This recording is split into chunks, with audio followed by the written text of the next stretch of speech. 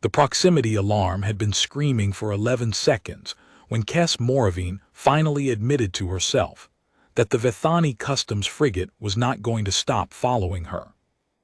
11 seconds was a long time in the border lanes, long enough for the frigate's targeting array to lock her drive signature 3 times over, long enough for the 2 escort cutters flanking it to spread into interdiction formation, one high, one low, boxing her shuttle's escape vectors into a corridor that narrowed with every passing heartbeat.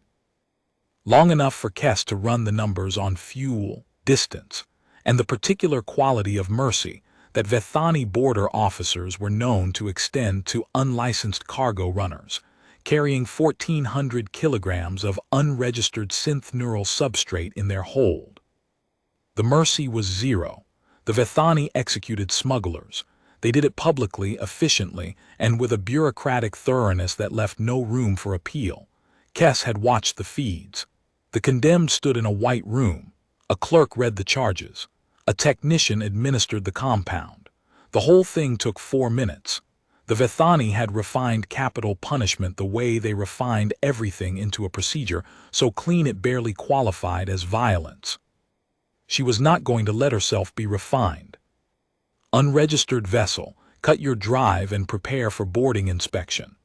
The hail came through flat and bored, the voice of someone who had said the same words 400 times and expected compliance on the 401st.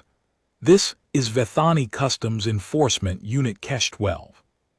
You are carrying undeclared cargo in a restricted transit corridor.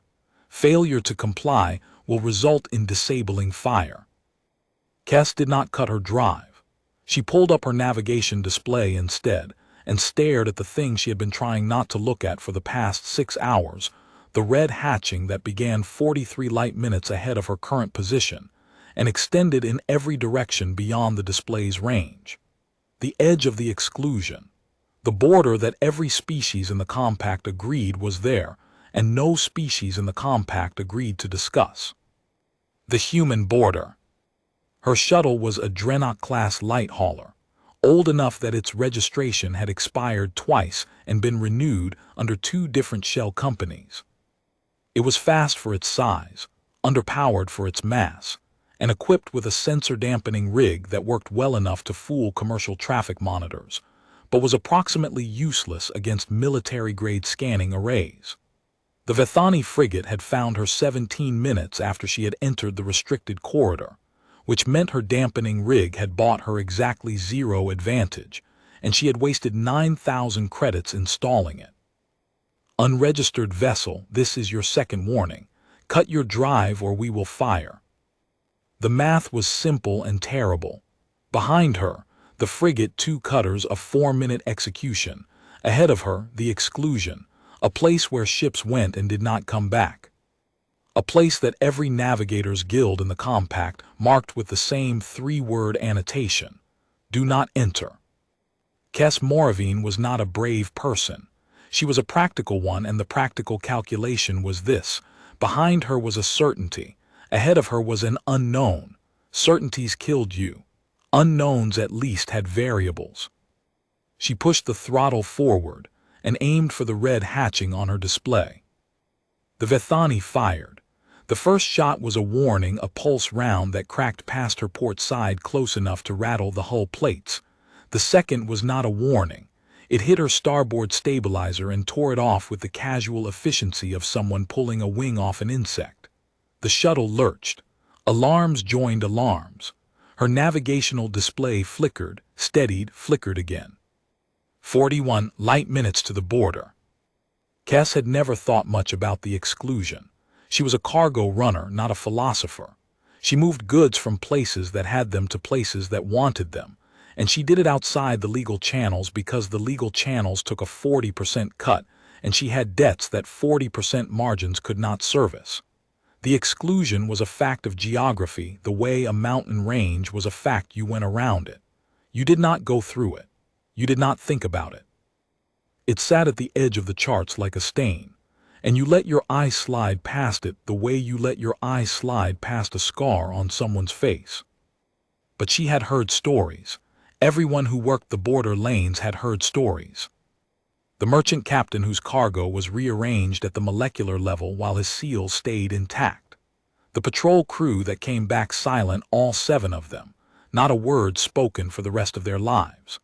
The sensor technician at a decommissioned monitoring station who said the boundary pulsed like a heartbeat on a 47-day cycle, and who had been recording it for 22 years because no one would acknowledge the station existed to receive his reports. Kes had always filed these stories in the same mental category as ghost tales and dock bar exaggerations. People who spent too long in the border lanes saw things. The isolation did it. The emptiness did it. Space was vast and dark, and the mind filled the dark with its own fear, and fear was a liar. 38 light minutes, the frigate was gaining. The third shot hit her port engine housing. Not a kill shot. The Vethani wanted her alive. They wanted to board her, inventory the synth neural substrate, and add her name to the docket. They wanted the 4-minute procedure. They wanted the clean white room and the clerk and the compound, and the efficiency of a system that processed its condemned the way it processed its cargo, with receipts. Kes rerouted power from the damaged housing. The shuttle shuddered, coughed, and kept moving, slower now. The port engine was running at 60%. The starboard stabilizer was gone entirely, which meant her maneuvering was reduced to something between impaired and praying. But she was still moving forward, and forward was the only direction that mattered. 34 light minutes. She opened the cargo manifest on her secondary display and looked at the 1,400 kilograms of synth neural substrate sitting in her hold. It was valuable, extremely valuable. The substrate was a biomechanical compound used in neural interface manufacturing, the kind of manufacturing that the compact regulated with such severity that the legal supply met approximately 11% of demand. The remaining 89% moved through channels like Kes. Channels that operated on thin margins, fake registrations, and the fundamental economic principle that, when you made something both necessary and illegal, someone was going to carry it. She had picked up the shipment at a dead drop in the Ashur, Traverse, a hollowed-out relay satellite that served as an interchange for half a dozen runners working the border lanes. The payment was waiting at the delivery point, a station in the Kethani trade network, 3 transit jumps from here, in the opposite direction from where she was currently heading at 60% thrust toward the most forbidden place in the galaxy. The money was not going to matter if she was dead. 30 light minutes, the frigate fired again. This time the shot clipped her communications array, and the hail channel dissolved into static. The Vethani were done talking. Kes felt something she had not expected to feel: relief. Without the hail channel, she did not have to listen to the board voice telling her to surrender. Without the board voice, she did not have to think about the white room. She could focus on the only thing that mattered: the red hatching on her display, growing closer with every second, filling more of the screen, becoming not a line but a territory, not a border but a country. She had 26 light minutes of fuel at current burn rate. The border was 27 light minutes away. The math was wrong by exactly 1 light minute, and 1 light minute was the difference between everything and nothing. Kes stared at the numbers. She ran them again. She ran them a third time, adjusting for the reduced drag of the missing stabilizer, which saved her a fraction of fuel at the cost of making every course correction a negotiation between physics and optimism. 26.4 light minutes of fuel, 27 light minutes to the border, a gap of 0.6. She could jettison the cargo. 1,400 kilograms of dead weight gone would extend her fuel range by, she calculated, 0.8 light minutes. Enough, more than enough. Kes reached for the cargo release. Her hand stopped. 1,400 kilograms of synth neural substrate. 230,000 credits at delivery. Enough to pay off the debt she owed to Gon Tesek, the Heliomar financier who had backed her shuttle purchase, and who enforced his terms with a literalness that made the Vethani look sentimental. Enough to buy another year of running cargo without looking over her shoulder. Enough to matter. She was going to die for 900 credits of fuel margin. Or she was going to cross into the exclusion carrying 1,400 kilograms of illegal cargo and hope that whatever was on the other side was less efficient than the Vithani. Kes started laughing. The sound was ugly and short and had nothing to do with humor. She pulled her hand back from the cargo release. She adjusted her course by 2 degrees, compensating for the missing stabilizer with a burst from her dorsal thruster that cost her 0.1 light minutes of fuel she could not afford, and aimed directly at the center of the red hatching. 23 light minutes.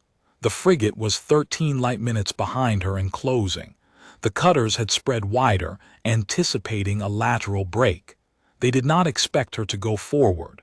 No one went forward into the exclusion. It was the one direction that was not a direction. The hail channel crackled. Residual signal. A fragment of the board voice. Vessel is approaching the sovereign boundary. All units hold position. Do not repeat. Do not pursue past the demarcation. Cass heard it and understood. The Vithani were going to stop. The frigate, the cutters, the disabling fire, the white room, all of it would stop at the red line on the chart. The most disciplined, most process-oriented enforcement apparatus in the compact was going to watch her fly into the exclusion and do nothing. Because whatever was on the other side of that border was something that even the Vithani, who feared nothing, who had bureaucratized fear itself into a 4-minute procedure, would not follow her into. This should have terrified her. Instead, it made her laugh again. 20 light minutes, fuel at 20.4. She was going to make it. Barely. Absurdly. With the margin of a rounding error and the grace of a universe that apparently had a sense of humor about smugglers. 18 light minutes. The frigate had slowed. The cutters were pulling back. On her aft sensors, the only one still fully functional, she watched the 3 Vithani vessels decelerate in perfect formation, maintaining their interdiction spread but no longer closing the gap. They were going to wait at the border. They were going to watch. 15 light minutes. The red hatching filled her display now, and within it the star density visibly dropped. The charts showed nothing past the border. Not empty space, nothing. No registered systems, no navigational buoys, no transit beacons, no relay satellites. The cartographic data simply ended as if someone had drawn a line and said, "Past here, we do not look." Cass checked her remaining fuel, 16.1 light minutes. She checked the distance to the border, 14.8 light minutes. She had margin now. Not much a light minute and change, but margin. She eased the throttle back slightly, reducing her burn rate, trying to stretch what she had into something that might, on the other side, give her options. Options? She almost laughed again. What options? She was going to cross the border of the most forbidden region in the galaxy in a damaged shuttle with no starboard stabilizer, no communications array, 60% port engine capacity, and a hold full of contraband neural substrate. Her options were roughly equivalent to a drowning person's choice of waves. 12 light minutes, the stars ahead were thinning. She noticed it gradually. Not a wall, not a barrier, a dimming. The star field ahead of her was less dense than the star field behind her. Not dramatically, a few percent at most, the kind of thing a navigator would attribute to a data lag in the display. But Cass had been staring at her display for 40 minutes, and the dimming was consistent. The stars were not fewer. They were fainter, as if something between her and them was absorbing a fraction of their light. 10 light minutes. The Vithani frigate was holding position at 23 light minutes behind her. It had stopped completely. On her aft display, she could see its running lights steady, patient. Watching her the way a predator watches prey walk into a trap that the predator did not set and does not understand. 8 light minutes. She crossed a navigational marker, a compact standard transponder buoy that should have been transmitting its identification and position on a continuous cycle. It was silent. The buoy was intact. Her sensors confirmed its physical presence, its power signature, its structural profile. Everything about it was nominal except the signal. The signal was gone, as if someone had reached inside the buoy and removed the part that spoke. 6 light minutes. Her instruments began to disagree with each other. Her navigational computer placed her at coordinates that her star position calculator said were wrong by 0.4 arcseconds, a trivial discrepancy in normal space within instrument tolerance. But the discrepancy was not random. It was consistent. Her navigational computer said she was slightly further from the border than her star position calculator said she was, as if the space she was moving through was slightly longer than it should have been, or slightly shorter, or a different shape entirely. 4 light minutes.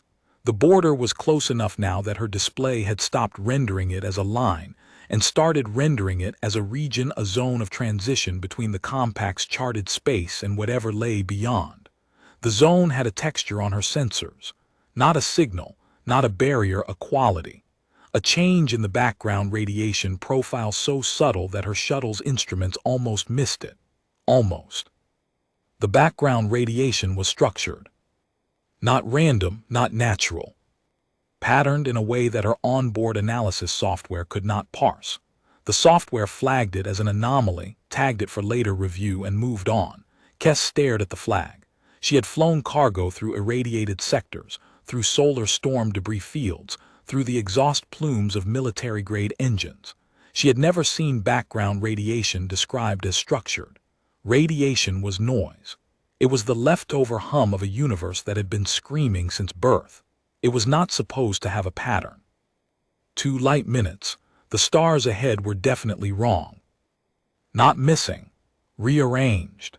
She could see it now without instruments through the shuttle's forward viewport. The familiar constellations of the border region were subtly shifted. A star that should have been port was starboard. A cluster that should have been above the ecliptic was below it. The changes were small degrees, not quadrants, but they were there, and they were not the result of her shuttle's damaged sensors, because sensors did not affect what you saw through a viewport. Someone had moved the stars, or moved the space between them, or changed the rules by which light traveled through this region, or something else entirely, something that Kess's vocabulary did not contain a word for because the compact had never needed the word. 1 light minute. She was crossing. The transition was not dramatic. There was no wall, no flash, no moment of impact. 1 second she was in compact space, and the next she was not, and the only way she knew was that her instruments stopped disagreeing with each other and started agreeing on something new. She was somewhere that did not correspond to any coordinate system her shuttle was programmed to reference. Behind her, the Vethani frigate's running lights were still visible. Distant now, small, steady. They would wait. They would file a report. The report would note that an unregistered vessel had crossed the demarcation line at the following time and coordinates, and that the vessel had not been pursued in accordance with standing orders. The report would be filed. The file would be archived. The archive would be maintained. And Kess Moravine's name would join the list of people who had gone into the exclusion and not come back. A list that was maintained not as a memorial, but as a data set, entries without exits, a running tally of the gap. She checked her fuel. 1.3 light minutes of burn remaining. In a damaged shuttle with no communications array and 1 working stabilizer. 1.3 light minutes. In a region of space that might be infinite. She pulled up her manifest terminal and scrolled through the contact list, the buyers, the fixers, the dock masters, the people who would have helped her if she had been somewhere they could reach. None of them knew she was here. None of them would ever know. The compact's communications network did not extend past the border, and even if it had, who would she call? The Vethani, to negotiate her own execution. Tesek, to explain that his collateral was drifting in human space with no fuel and no plan. The list was useless. Every name on it belonged to a world she had left behind when she crossed the line. She closed the manifest. The cockpit was quiet except for the low hum of her life support recyclers and the intermittent click of her navigational display refreshing against data it could not resolve. The forward viewport showed darkness and wrong stars. The aft viewport showed the Vethani frigates running lights, tiny and patient and impossibly far away. "Well," Kess said to no one, in the empty cockpit of her dying shuttle, "at least the Vethani aren't going to kill me." She cut her engines. There was no point in burning fuel she did not have toward a destination she could not identify. The shuttle drifted. Through the viewport the rearranged stars burned cold and sparse and wrong, and the silence was she searched for the word attentive. Not empty, not passive. The silence was listening. Kess had been listened to before, by customs officers, by creditors, by the Heliomar financier Gon Tesek, whose listening had the quality of a trap being set. Those were the silences of power held in reserve, the silence that said, "I can act and I am choosing not to yet." This silence was different. It did not feel like a predator. It felt like an audience. Something was watching her, and it was curious. She sat in the drifting shuttle for 12 minutes before the first thing happened. The thing that happened was small. Her fuel gauge ticked upward. Not by much, 0.01 light minutes. A rounding error. Instrument noise. Except that fuel gauges in a Dreadnought-class hauler did not tick upward. They were mechanical instruments, not digital. They measured the physical level of fuel in the reservoir by displacement, and displacement did not go backward unless someone was adding fuel. Cass stared at the gauge. It ticked upward again, 0.02. She checked the reservoir manually, pulling up the engineering diagnostic that measured fuel mass by weight differential. The diagnostic confirmed what the gauge said. The fuel in her reservoir was increasing, slowly, fractionally, but measurably. Something was adding fuel to her shuttle. Not fuel. She looked at the chemical analysis readout. The substance in her reservoir was not the standard helium-3 blend that her shuttle's reactor consumed. It was something else, a compound her analysis software could not identify, tagged with an exclamation mark and the notation, "Unknown composition, energy density analysis exceeds instrument range." Whatever was being added to her fuel reservoir was not fuel. It was something that functioned as fuel, something that her reactor could burn, but its energy density was so far beyond anything in her shuttle's database that the instruments could not measure it. Her 1.3 light-minutes of range was now, according to her best estimate, somewhere between 1.3 and infinity. Kess laughed. The sound was different this time, not ugly, not bitter, bewildered. The laugh of someone who had jumped off a cliff to escape a wolf and discovered that gravity had decided to take the afternoon off. She restarted her engines. The shuttle responded with a smoothness it had not possessed since she had bought it, the reactor humming at a frequency that was somehow more even, more stable, as if the unknown fuel had also cleaned the injectors and recalibrated the combustion chamber while it was at it. She did not know where to go. The navigation display showed nothing, no coordinates, no references, no charted systems. She picked a direction that felt arbitrary and began to fly. 40 minutes later, she found the hull. It was enormous. Her shuttle's ranging sensors, the ones that still worked, placed it at approximately 900 meters in length, but the mass readings were inconsistent, flickering between values that differed by orders of magnitude. The hull was dark, matte, non-reflective, hanging in the void with no running lights and no drive emissions. It looked dead. It looked like a derelict, the kind of wreck that drifted in deep space after a catastrophic failure, abandoned by its crew, left to the slow erosion of radiation and micrometeorites. But it was not a wreck. Kess knew this because wrecks did not rotate to face you when you approached. The hull turned. Slowly, with the unhurried precision of something that had all the time in the universe, it oriented itself so that what she assumed was its bow was facing her shuttle. The bow was featureless, no viewport, no docking port, no weapons array. just a smooth, dark surface that her sensors could not penetrate. Then the surface opened. Not like a hatch, not like a door. The hull's surface simply parted, revealing a cavity large enough to contain her shuttle 4 times over. The interior was illuminated, a warm amber light that spilled out into the void like an invitation, or a mouth. Kes considered her options. She could fly away. She had fuel now, an unknown quantity of unknown fuel that might last forever or might run out in the next 30 seconds. She could turn around and head for the border, cross back into compact space, and surrender to the Vethani frigate that was probably still waiting for her with its patient running lights and its 4-minute procedure. Or she could fly into the mouth of something that had rearranged the stars and refueled her shuttle with a substance that exceeded her instrument's capacity to measure. "This is a terrible idea," she said, and flew in. The cavity closed behind her.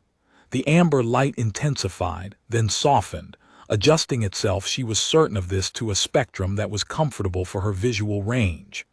The air pressure outside her hull, which should have been 0, was registering as 1 standard atmosphere. Temperature, a comfortable 19 degrees. Atmospheric composition, breathable.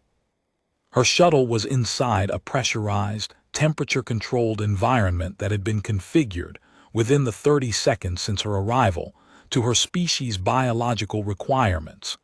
Either this space had been prepared for her specifically, or it could be prepared for anyone. Neither possibility was comforting. Kes sat in her cockpit for 3 minutes, running every sensor she had. The results were useless. Her instruments registered the environment as nominal breathable air, stable temperature, standard gravity, and offered no explanation for any of it. The hull material surrounding her was unidentifiable. The light source was unlocatable. The gravity was, and this was the detail that made her skin crawl, not generated by mass.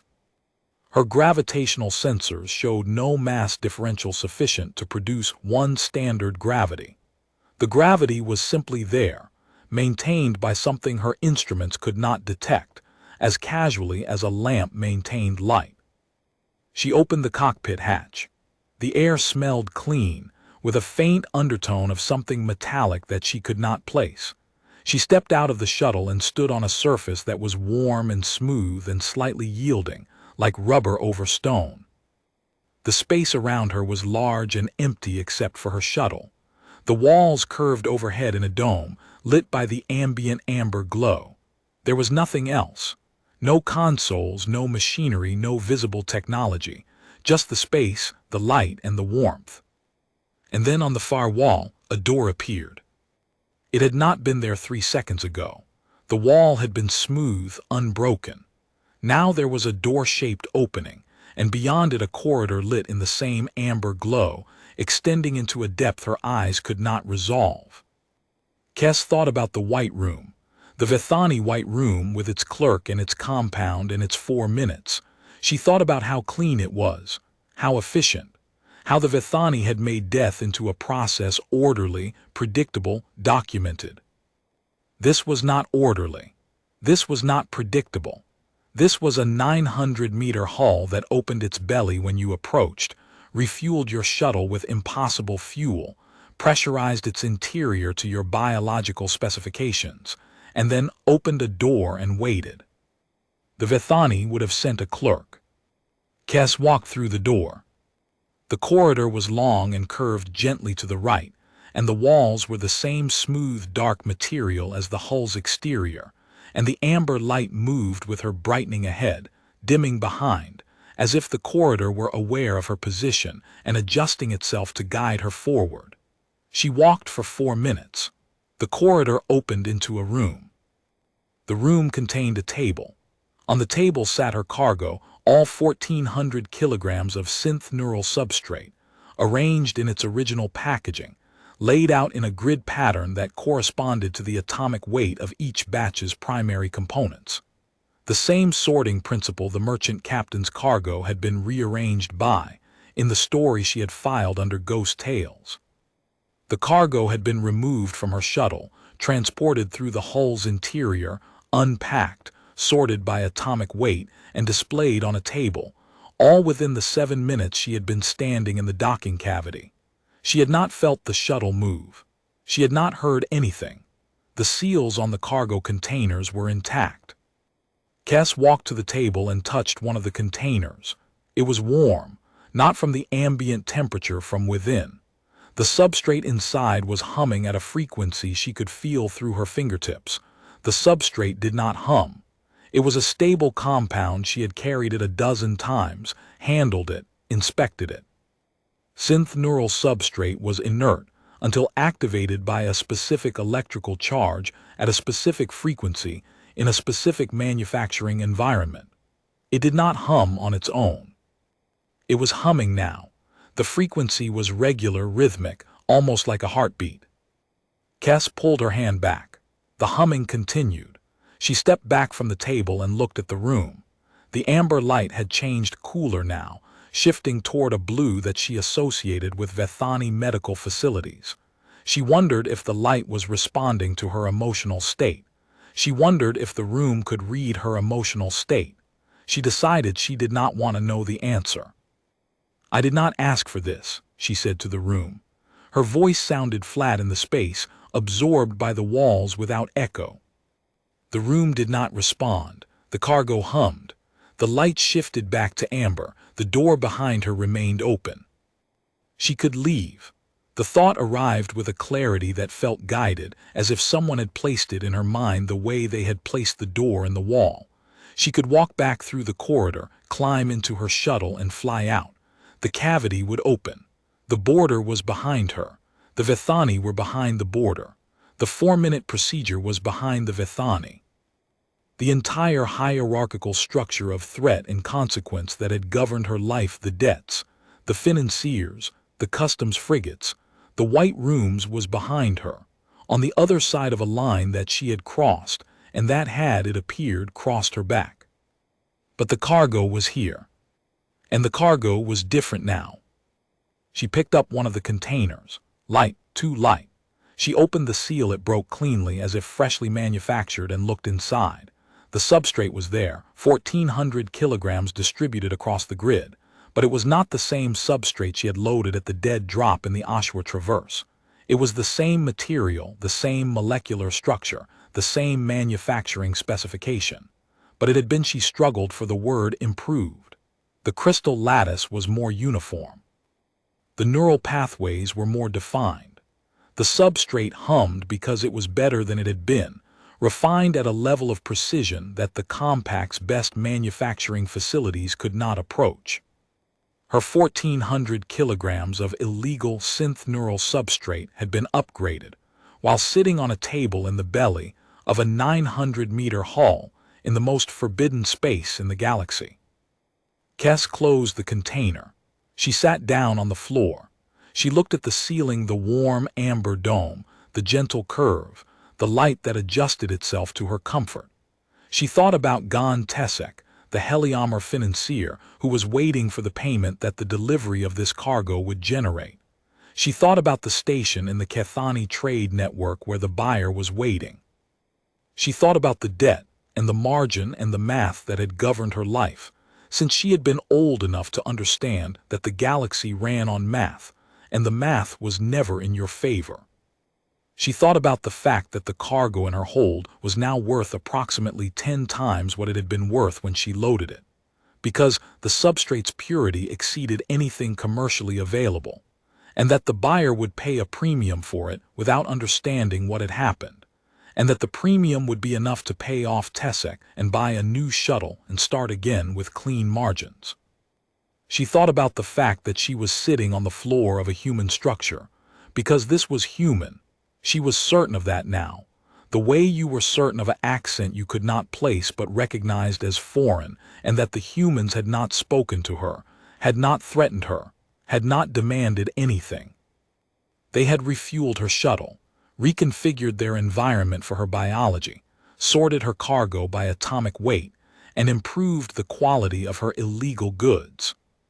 "Why?" she said to the room. The room did not answer, but the door in the far wall, a new door, one that had not existed when she entered, opened, and beyond it she saw her shuttle, sitting in the docking cavity exactly where she had left it, its cockpit hatch open, its engines idling with the smooth hum of the unknown fuel. The cavity's outer surface was parting again, revealing the void. A course heading was displayed on her navigational computer. She could see it from here, glowing on the screen. A set of coordinates that her shuttle's database did not contain, but that, she understood intuitively, described a path back to compact space. Not to the Vethani frigate's waiting position. To a point 11 Lighttower's lateral, well outside any patrol zone, in a quiet sector where a small shuttle could slip back into the transit lanes without being noticed. A smuggler's exit, clean, unmonitored, untraceable. They had given her a smuggler's exit. Cass stood up. She walked to the table and began loading the cargo back into her shuttle. The containers were the same weight they had been before. The substrate's improvement had not changed its mass. The seals resealed themselves as she closed each container, pristine and intact, as if they had never been opened. She loaded the last container into the hold and climbed into the cockpit. The navigational course was waiting on her display, a gentle arc that would bring her back to compact space in approximately 4 hours at a comfortable cruising speed. Her fuel gauge read full. Not full in the way a Dreadnought-class fuel gauge read full. It read full in a way that her gauge had never displayed before. The needle pressing past the maximum mark, into a region of the dial that the manufacturer had never intended to be reached. The cavity opened. The void was ahead of her, the rearranged stars still wrong and still cold, but the course heading cut through them like a trail marked in a forest. She followed it. She was 3 hours into the return flight when the second thing happened. Her starboard stabilizer was back. Not repaired, replaced. The new stabilizer was identical to the original in every dimension, but the material was different, darker, smoother, with a tensile strength that her diagnostic tools refused to quantify. The stabilizer had been reattached while she was loading cargo, without her knowledge, without sound, without any evidence of the work except the stabilizer itself, sitting where it belonged, functioning perfectly. Her communications array was back too. Intact, functional, tuned to compact standard frequencies. She tested it. The channels were clear, no Vethani hails, no traffic, just the ordinary background chatter of a galaxy that did not know she existed. 20 minutes later, she found a third repair she had not requested. The microfractures in her port engine housing, stress damage from years of running a reactor at margins its manufacturer had never intended, were gone. The housing was whole, not welded, not patched, whole, as if the fractures had never existed, as if someone had reached into the metal's history and removed the moments of stress that had caused them. And then a fourth. Her cargo holds atmospheric seal, the one she had patched with bonding resin 6 months ago. The patch that leaked just enough to trigger a warning light she had learned to ignore was pristine, factory fresh. The bonding resin was gone, and the seal beneath it was flawless. The repairs were not stopping. They were propagating through her shuttle like a slow, gentle infection of competence, finding every flaw, every shortcut, every deferred maintenance item she had been carrying for years, and eliminating them with a precision that implied either limitless technology or limitless patience, or both. Kes did not laugh this time. She sat with it. She let the fact of what had happened settle into her like a stone into water, finding its place among the other facts she carried: the debts, the dead drops, the names of stations where she was known, the names of stations where she was not. She had flown into the exclusion. She had been received. She had been provisioned, her ship repaired, her cargo improved, and she had been sent back on a course that bypassed every enforcement asset in the region. And she understood, with the cold clarity of a woman who had spent her life reading the margins of transactions, what it meant. The humans knew about the cargo lanes. They knew about the smugglers. They knew about the border patrols and the customs frigates and the 4-minute procedures and the entire enforcement apparatus that the compact maintained along the exclusion boundary. They knew and they had opinions, and their opinion was expressed not in words but in actions. Here is your ship fixed. Here is your fuel infinite. Here is your cargo better. Here is your route clean. They were not helping her out of kindness. Kes was too practical to believe in kindness from entities that maintained a subatomic perimeter across hundreds of light years. They were helping her because she was useful, because smugglers moved through the margins of the compact's systems, and the margins were where the compact could not see, and something that wanted to remain unseen would value the margins and the people who navigated them. And this was the thought that kept her awake for the final hour of the flight, staring at the course heading on her display as the stars gradually rearranged themselves back into their familiar positions. They were helping her because they could. Because helping a single damaged smuggler in a Dreadnought-class hauler cost them nothing. Because refueling a shuttle with a substance that exceeded commercial energy density by an unmeasurable factor was, to them, the equivalent of tossing a coin to a beggar, an afterthought, a gesture so trivial that it did not even register as generosity. The thought should have humbled her. Instead, it made her grin. Kes Moravine was a practical woman, and the practical calculation was this: if the humans were willing to fix her ship and improve her cargo and chart her a course home as an afterthought, then the exclusion was not a danger zone. It was the best port in the galaxy. It was a repair dock, a refueling station, and a quality assurance laboratory, operated by entities that did not charge a fee, did not ask questions, and did not file reports. She crossed back into compact space at the coordinates the course heading specified. No patrol vessels, no sensor buoys, no customs frigates. A quiet sector, exactly as promised. She slipped into the transit lanes and flew to the Kethani trade station and delivered the cargo and collected 230,000 credits and paid off Gon Tesek and bought a sensor upgrade and did not tell anyone what had happened. She told no one for 11 months. The second run was deliberate. She planned it. She loaded a cargo, legitimate this time, medical supplies bound for a colony that the compact's aid systems had not reached, because the colony was in a jurisdiction that 3 different species were disputing, and none of them would permit the others to deliver aid through. The colony was dying. 11,000 beings, most of them children, waiting for supplies that were sitting in a warehouse 14 light years away, embargoed by a bureaucratic dispute that would outlive the people it was killing. Kes loaded the supplies into her shuttle, the same shuttle, now running on conventional fuel because the impossible fuel had been consumed in the month since her first crossing, though the engine performance had not degraded, as if the impossible fuel had left a residue of efficiency in the reactor's components. She flew to the border. She crossed. The hull was not there this time.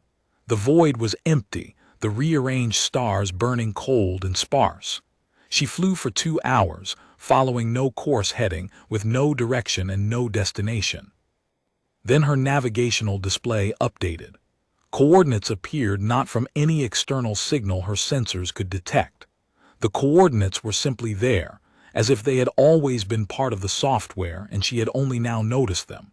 They described a path through the exclusion to a point that, when she cross-referenced it with compact charts, corresponded to the colony's star system. A path through the exclusion, a shortcut, 14 light-years reduced to a distance her shuttle could cover in 6 hours. Kes followed the coordinates.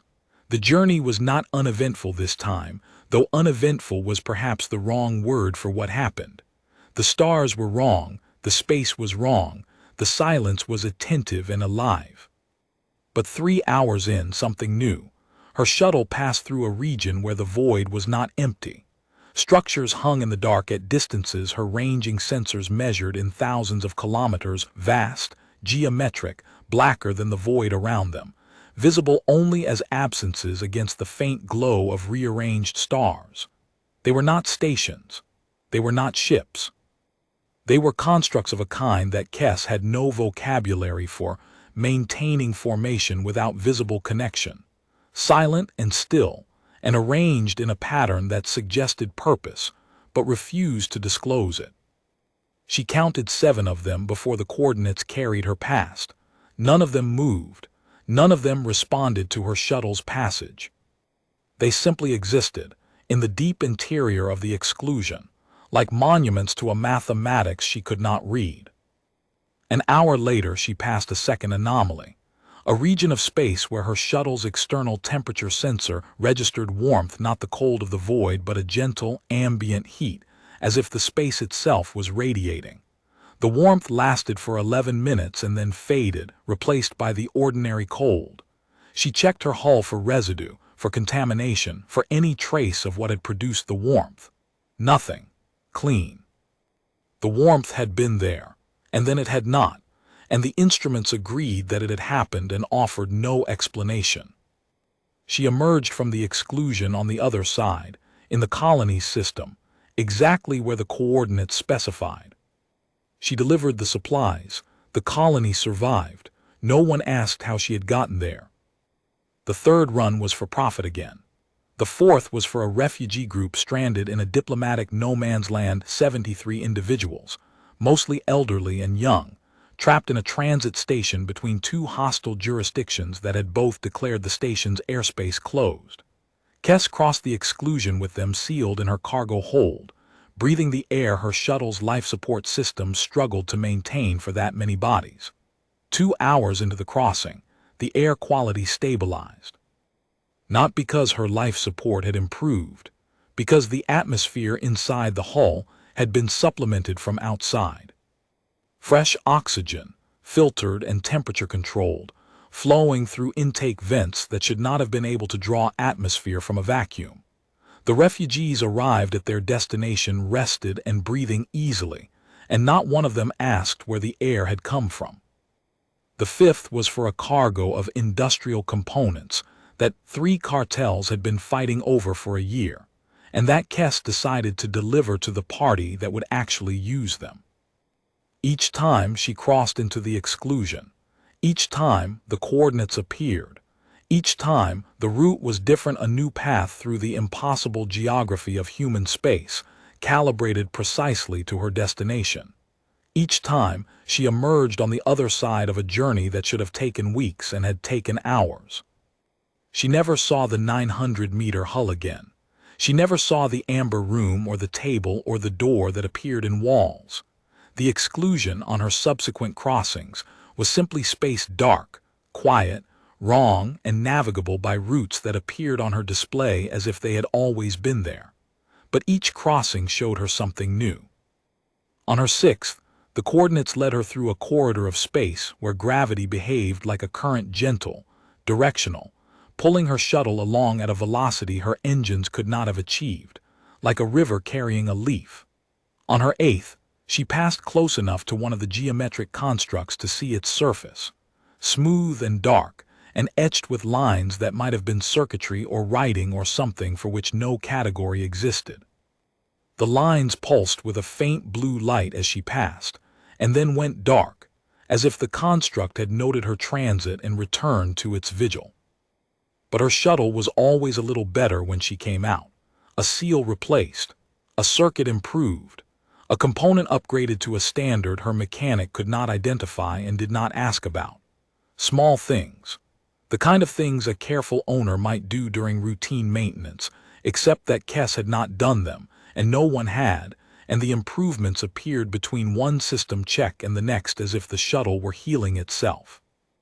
On the 6th crossing, she lost her port engine entirely.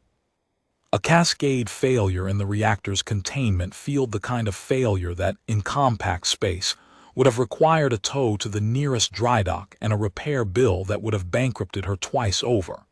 In the exclusion, the engine went silent, and then 3 minutes later it restarted. The containment field was not repaired. It was replaced. The new field operated at a stability margin her diagnostic tools described as nominal, but that Kess recognized. From years of reading engine specifications she could not afford to meet, as military grade. Her shuttle's reactor was now running a containment field rated for a vessel 3 times its size. She did not know who to thank, she did not try. On the 7th crossing, 11 months after the first, her cargo scanner registered a signal she had not encountered before, a low-frequency pulse embedded in her shuttle's structural frame. Not a tracking device, not a beacon, a resonance. The same resonance she had felt in the synth neural substrate on the table in the amber room. A heartbeat. Her shuttle had a heartbeat. Kes sat with this for a long time. She thought about what it meant that the humans, or whatever the humans had become, had tagged her. Not as a prisoner, not as a subject, not as an asset, as a known quantity. A vessel that had passed through their space 7 times and been found what? Acceptable, useful, amusing. She thought about the stories she had heard in the border lanes, the silent crew, the molecular cargo, the pulsing boundary, the sensor technician recording a heartbeat that no one acknowledged. She thought about how all of those stories ended the same way. The witness went silent, the report was filed and forgotten. The gap closed around the knowledge like water closing over a stone. She did not go silent. She went to the Oshawa Traverse dead drop and waited for other runners. She told them, not everything, not the amber room, not the sordid cargo, not the impossible fuel. She told them the practical part, the part that mattered to people who lived on margins. If you are ever running and there is nowhere to go, she said, go forward, cross the border. They will not chase you in, and what is on the other side is not what you think. Some of them believed her. Some of them did not. The ones who did not continue to run the border lanes and take their chances with the Vethani and the Heliomar and the dozen other species that enforced their customs with varying degrees of enthusiasm and finality. The ones who believed her, a few, and then a few more crossed when they had to. When the patrol was too close, when the math was wrong by a light minute, when the gap between certain death and unknown risk narrowed to a margin that only a smuggler could calculate. They came back. They always came back.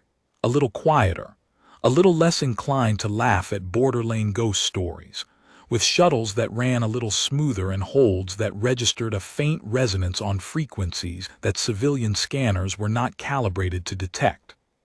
The Compact's border patrol reports began to note an anomaly. The interdiction rate along the exclusion boundary was declining.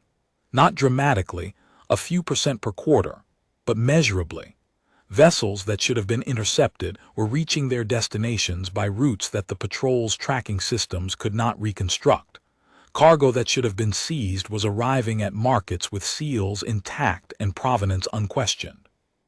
The enforcement apparatus was functioning perfectly, and the results were getting worse, and no one could explain why.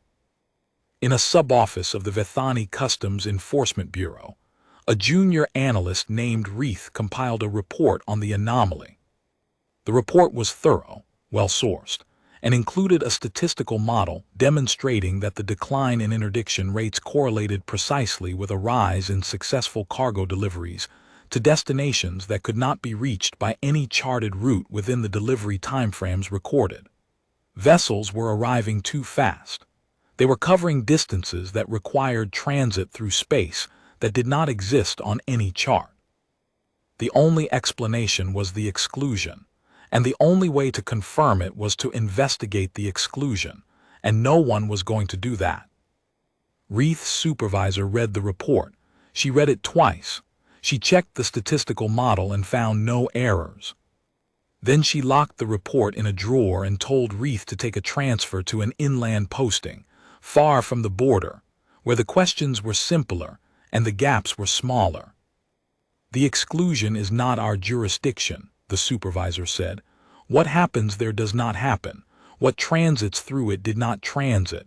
The vessels that emerge from it emerged from somewhere else. That is the policy. That has always been the policy. But the data does not exist. Reassign yourself, Analyst Reith. The border is not a place for questions. Reith took the transfer. The drawer stayed locked. The interdiction rates continued to decline. Kes Moravine did not know about Reith's report. She did not know about the policy. She did not need to. She understood the gap. She had been navigating gaps her entire life, the gaps between legal and illegal, between risk and reward, between the price of a thing and the cost of moving it. The exclusion was just another gap, the largest gap, the one that the entire galaxy agreed not to see. And in that gap, something moved, something patient, something vast, something that operated on a scale so far beyond the compact's comprehension that its interactions with a single smuggler in a Dreadnought-class hauler were the equivalent of a continental weather system deciding to blow a leaf to a slightly more convenient position. Not malice, not kindness, just motion, vast and impersonal and calibrated to tolerances that no species in the compact could measure. On her 12th crossing, she carried a family. A Druvan engineer and his mate and their 3 larvae, fleeing a labor dispute that had turned into a purge. The engineer had built ships for the compact's military for 22 years, and when he had questioned the safety specifications of a new frigate class, the military had questioned his loyalty, and the questioning had proceeded from there with the mechanical inevitability of a system that did not tolerate inconvenient competence. The family had nowhere to go. Every transit point was monitored. Every allied species had received the detainment notice. Kes took them aboard and crossed.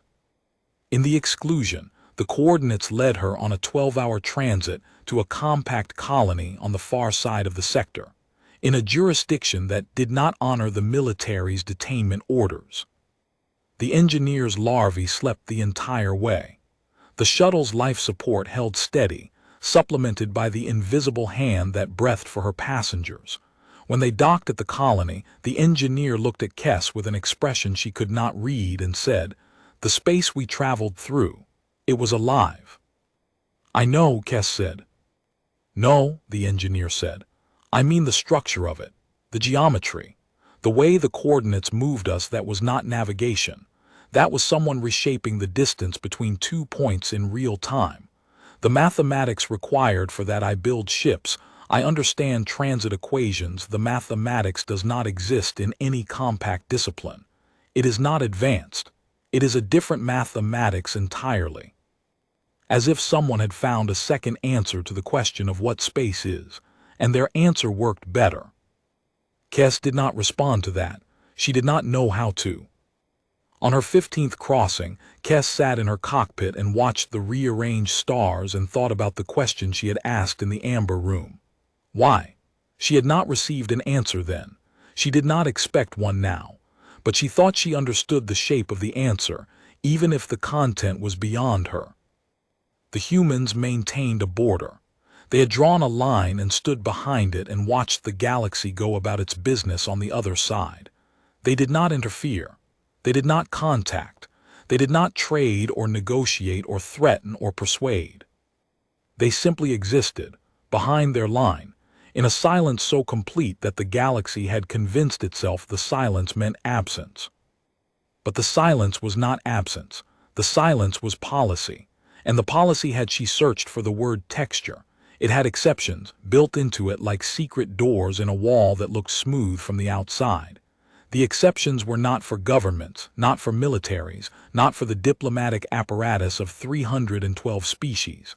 The exceptions were for people like Kes, people who operated in the margins, people who moved through gaps, people who, when confronted with a line the galaxy said not to cross, crossed it anyway, not out of courage, but out of the specific desperation that comes from having no other direction to go. The humans did not help the compact. They helped the people the compact failed. This was the thought that Kes carried with her through her 15th crossing and her 20th and her 30th, until the crossings stopped being crossings and became commutes, and the rearranged stars stopped looking wrong and started looking like a different kind of right. She never saw the 900-meter hull again. She never spoke to a human. She never received a message, a hail, a warning, or a greeting. The coordinates appeared on her display when she needed them and disappeared when she did not. and her shuttle's heartbeat pulsed in its structural frame at a frequency that matched. She eventually realized the 47-day cycle of the boundary itself. She was part of the margin now, part of the gap, part of the infrastructure of a silence that was not silence at all, but a policy so vast and so patient that it could afford to express its exceptions one smuggler at a time. On the dock at the Oshawa Traverse, years later, a young cargo runner asked her the question that everyone eventually asked. Is it true, the exclusion you have been through? Kes looked at the young runner. She thought about what to say. She thought about the White Room and the 4-minute procedure and the Vithani frigate's patient running lights. She thought about the amber glow and the sordid cargo and the impossible fuel and the stabilizer that appeared overnight and the heartbeat that pulsed in her shuttle's frame. Let me ask you something first, Kes said. When you are running and there is nowhere left to go, when the patrol is behind you and the border is ahead, and the math says you are dead either way, which direction do you choose? The direction where you know what kills you, or the direction where you do not? The young runner thought about it. I choose the direction where I do not know, he said. Kes nodded. Then you will be fine, she said, and walked back to her shuttle, and the heartbeat in its frame pulsed once warm, steady, patient, and she flew.